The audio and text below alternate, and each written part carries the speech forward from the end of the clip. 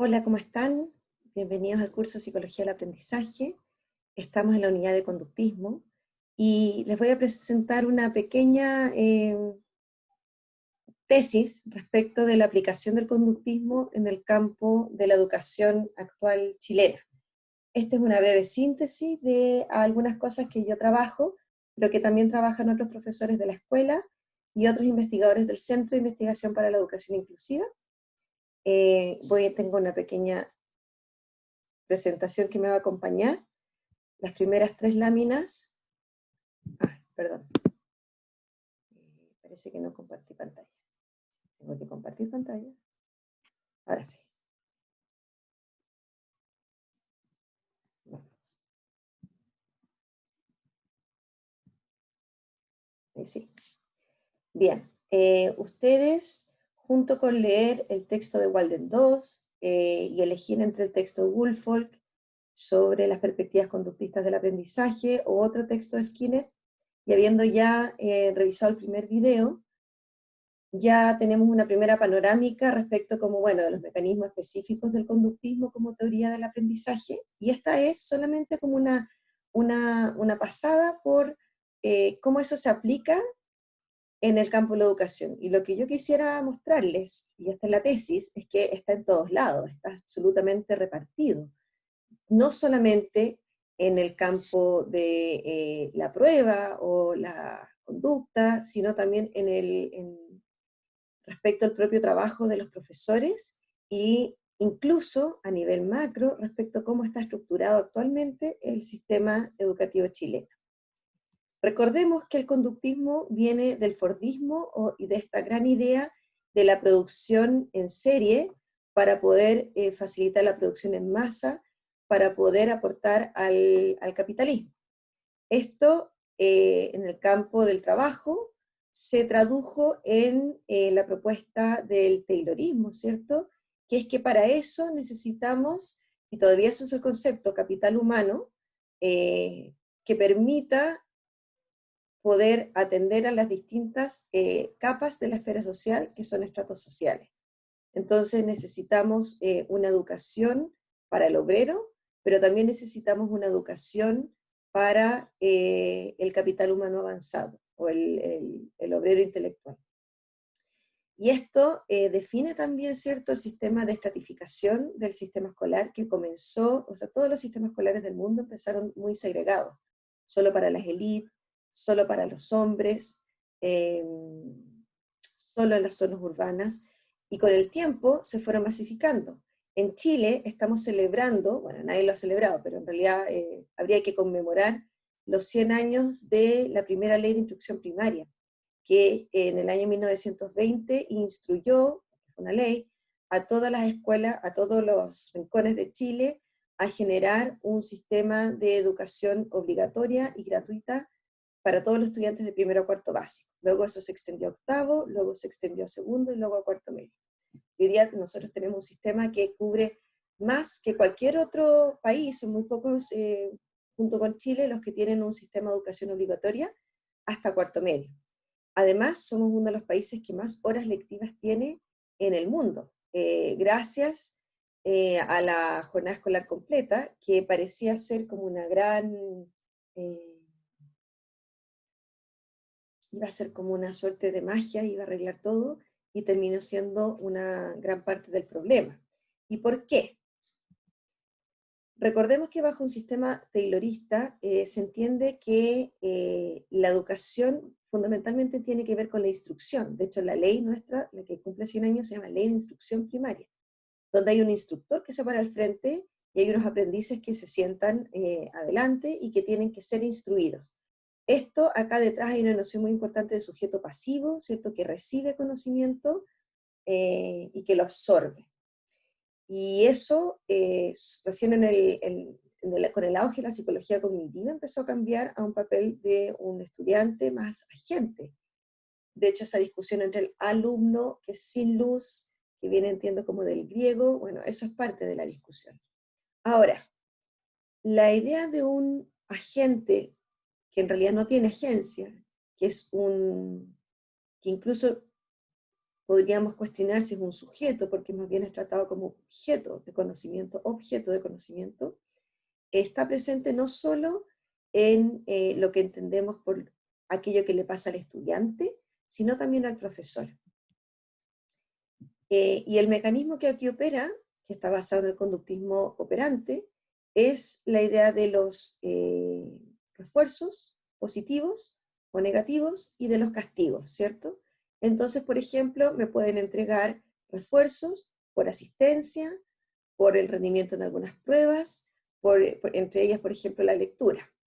O me pueden castigar por mi ausencia, por mi inasistencia, por mi pobre rendimiento en conducta, o por mi pobre rendimiento en algunas pruebas. Y eso es lo que ocurre en el sistema chileno. De hecho, el sistema chileno no tiene un financiamiento basal, se dice, no se le paga a la escuela solo por ser escuela, se le paga por niño que está matriculado y que asiste. ¿Y qué pasa? Los niños en sectores pobres asisten menos a la escuela. Entonces esa política es, en términos económicos, regresiva, porque hace que siempre las escuelas más pobres reciben menos y siempre las escuelas que reciben a los estudiantes con mayor capital social cultural, que es como el término que se usa hoy día para señalar como las riquezas, no solo materiales, sino culturales que tienen las familias, que es como que son como las espaldas culturales y económicas del niño, con que el niño llega a la sala de clase. Bueno, eso en general está asociado a mejor rendimiento, a mejor asistencia, a mejor conducta. Entonces aquí la psicología nos queda corta, en realidad tenemos que recurrir a la sociología de la reproducción social, a Bourdieu, a Cerón, para explicarnos por qué en realidad el contexto del sistema escolar está hecho sobre todo para una cierta grupo social que tiende a ser el grupo social de élite y donde los profesores también suelen ser de esa élite. Entonces eso crea un hábitus para ciertos estudiantes que va excluyendo implícita y explícitamente a los otros estudiantes. Aquí ya no estamos metiendo en materia así propiamente de educación, sociología de la educación, psicología de la educación. Pues bien, lo que les quiero señalar es que esto no solo aplica al campo de lo que le pasa a uno cuando es estudiante, sino que también aplica a lo que le pasa a uno cuando es profesor en nuestro sistema escolar chileno. Aquí hay un texto que escribió el profesor Vicente Sisto a raíz de una invitación que nos hicieron como centro para poder hablar respecto de un proyecto de ley que busca, en realidad buscaba, es ahora, desde este año 2020, buscaba eliminar la evaluación docente en contexto de pandemia. No me voy a extender en el texto, además ustedes vieron algo de esto en la clase de Psicología Social 2, una de las últimas clases entiendo que él les habló de esto. Pues bueno, esto es conductismo detrás, porque toda la política de estandarización del trabajo docente tiene que ver con la idea de si metemos bien, colocamos bien los incentivos, entonces los profesores, que son inherentemente flojos o inherentemente malos, van a reorientar su trabajo para poder generar un nivel de desempeño acorde a las expectativas. Y esto es como la economía aplicada al campo de la educación. Y eso ha tenido grandes consecuencias que aquí Vicente Sisto discute y yo los invito a leerlo. Está disponible en la página del centro, en la sección de recursos. Ahora, yendo al campo de los estudiantes, hay una gran prueba que todos ustedes conocen, que es la prueba CIMSE. Y hay otra que ustedes conocen, que es la APSU. Esos son los dos grandes como hitos. El primero es el segundo es de habilitación, que te habilita o no para ingreso. El otro es de, entre comillas, evaluación de la calidad del sistema educativo. Y ha tenido hartas críticas, fundamentalmente porque con el tiempo se ha ido transformando en una prueba estandarizada, porque es estándar para todos, pero con altas consecuencias para las escuelas, con muy altas consecuencias. Acá hay una imagen de un cómic que refleja justamente la idea de lo injusto que resulta la selección cuando es estándar, cuando es única para todos, porque todos somos distintos. No le puedes pedir, por ejemplo, a un pez que suba de la misma manera que un elefante, midiéndoles a todos con la misma vara, porque eso entendemos por justicia. Entonces, aquí la idea de justicia educacional, de justicia social, cobra mucha fuerza en las discusiones actuales sobre las pruebas estandarizadas. ¿Y qué pasa?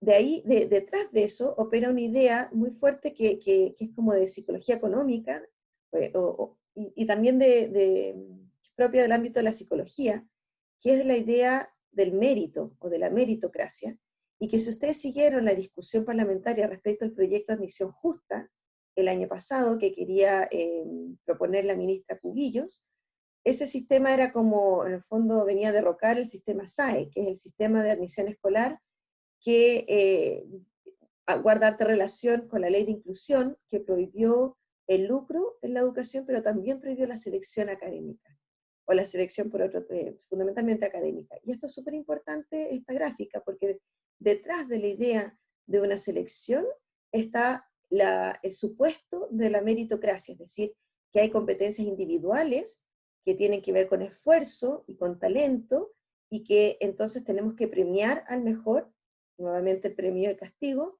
porque se lo merece, ¿cierto? Y esta idea es muy fuerte en el imaginario social chileno, nosotros tenemos algunas investigaciones en eso, pero también progresivamente y probablemente con el movimiento feminista en Chile, también se ha ido como descascarando que esto es una falacia, porque el mérito en realidad depende bastante de las posibilidades y las condiciones materiales, históricas que cada uno tiene, es decir, de las oportunidades educativas, de las oportunidades culturales que cada uno trajo.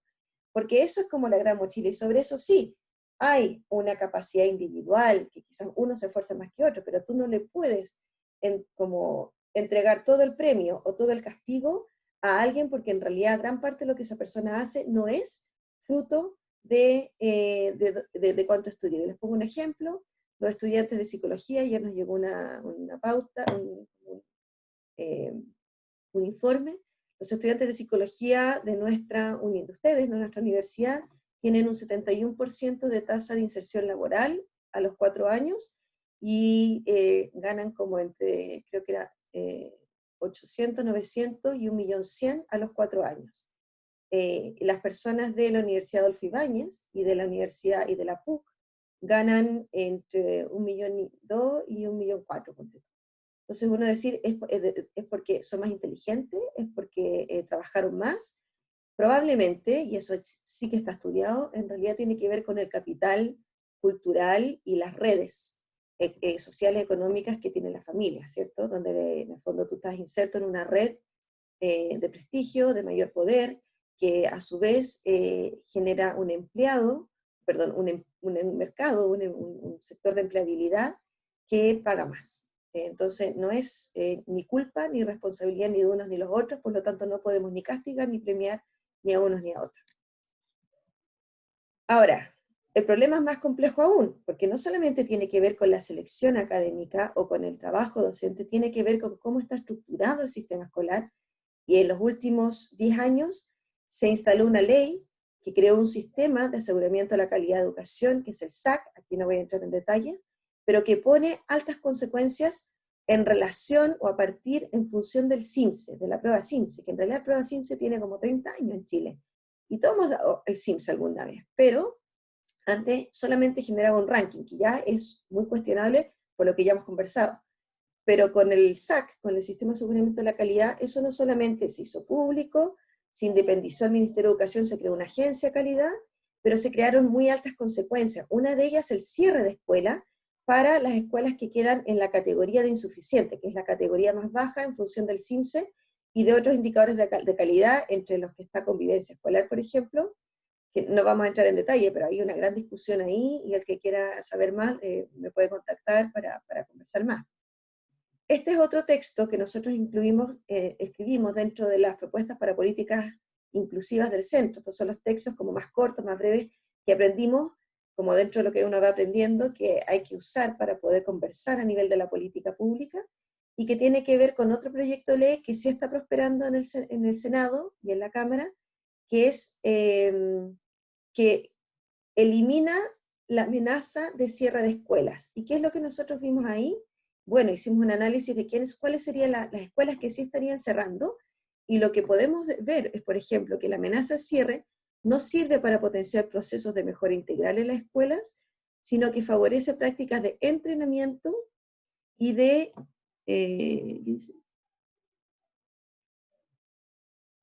y de demostración para responder a estándares. Que las escuelas en riesgo de cierre atienden a población más vulnerable del país, con alta proporción de estudiantes migrantes y con alta proporción de pueblos originarios. Por lo tanto, que no se puede responsabilizar a las escuelas por factores que son externos a ellas. Es un poco la misma idea, y lo que yo quiero que ustedes vean es que detrás de todas estas nociones como mecanismos explicativos está el conductismo, está la idea del garrote y la zanahoria. Y finalmente, también la lógica o los mecanismos explicativos de cómo opera el aprendizaje en contexto escolar, que vienen del conductismo, también se aplica a la conducta y a las políticas educativas que tienen que ver con la expulsión de estudiantes. Y recordemos a Aula Segura, que hace 2 años promulgó, fue el primer proyecto de ley que promulgó la ministra Cubillos y que le fue muy bien. Nosotros acá digo, los investigadores en convivencia y violencia escolar en Chile nos unimos para tratar de hacer frente, como a resistir a este proyecto de ley, que finalmente hoy día es ley, y que buscó, y hoy día es ley. Entonces, permite, faculta a los directivos a generar una expulsión más rápida, una expulsión SEMO Express, para aquellos estudiantes que incurren en actos más graves de violencia, y que sabemos que muchas veces tienen que ver con formas no pacíficas de violencia política en relación a, y ahí entramos a una serie de discusiones muy importantes que ustedes digo, movimientos estudiantiles han estado dando durante los últimos 20 años. Pero sí, también detrás de eso está la idea de una forma conductista de entender el aprendizaje, en el sentido de que si los castigamos, si les damos un castigo bien duro, entonces ahí sí que van a aprender. La evidencia muestra que los estudiantes, esa no es la mejor manera de aprender, porque lo que dijimos antes, ¿no? O sea, no genera aprendizaje, y porque además va en desmedro de las trayectorias escolares de los estudiantes, los pone en situación de riesgo a generar más conductas de violencia. En realidad no quedaba claro, en el aula segura todavía no queda claro a dónde se van esos estudiantes, cuál es el apoyo psicológico que van a tener, etc. Y finalmente no podemos tener un sistema que funciona bien solamente porque excluye a aquellos que no aprenden bien, a aquellos que no se portan bien, a aquellos que no piensan igual que la escuela, etc. O sea, si pensamos en una escuela para y desde la democracia, entonces la democracia implica diversidad, y eso es un poco lo que nosotros trabajamos en el Centro de Investigación para la Educación Inclusiva. Y con esto termino. Incluso la psicología conductista se mete en un ámbito tan subjetivo como puede ser la educación emocional, ya que los invito a revisar este webinar, lo encuentran en internet, donde se discutía, fue organizado por la Organización de Estados Iberoamericanos de Chile, las propuestas de una psicología, o sea, que viene de un campo de la psicología positiva, que es como un neoconductismo, y que en el fondo trata de abordar la educación emocional a partir de competencias individuales, se entiende las emociones como algo que es muy individual, y que no depende de las condiciones, por ejemplo, de los profesores, de los estudiantes, y que busca generar emociones positivas a través de sistemas de reforzamiento. En el ámbito escolar, educacional, así como en otros ámbitos, la psicología conductista está omnipresente. Y nuestra invitación, entonces, aquí en este curso es a que abramos los ojos y empecemos a ver dónde está la psicología conductista en los distintos ámbitos de lo que entendemos por aprendizaje y cambio. Muchas gracias, que les vaya bien.